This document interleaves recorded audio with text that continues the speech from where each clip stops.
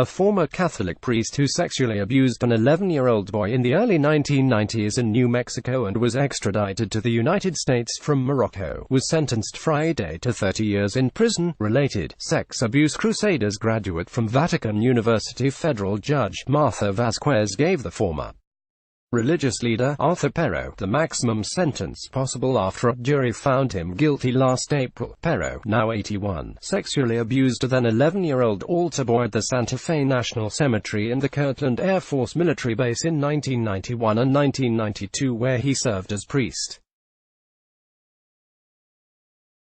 During the trial, 7 other men testified that they had also been sexually molested by Pero when they were children between 1960 and 1980, U.S.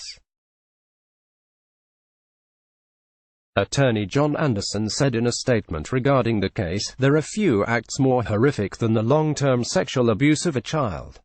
She added, "At long last, today's sentence holds Pero accountable for his deplorable conduct." Pero's trial attorney, Samuel Winder, did not immediately respond to a request for comment from Reuters.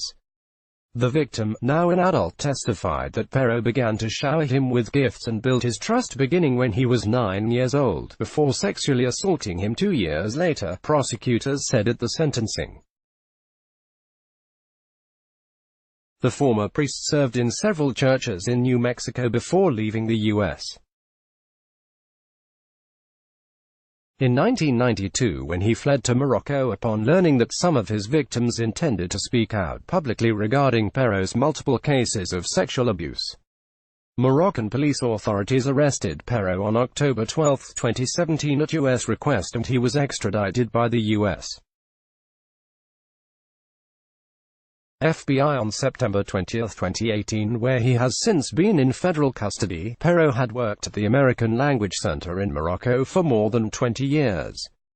Prosecutors are processing the case as part of the Safe Childhood Project, a national initiative launched in May 2006 by the Department of Justice to combat the growing epidemic of exploitation and child sexual abuse.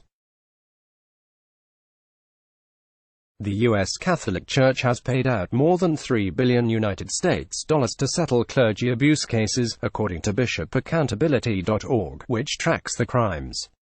Under federal law, a convicted defendant must serve at least 85% of a sentence, meaning Pero will likely die in prison. Let's block ads.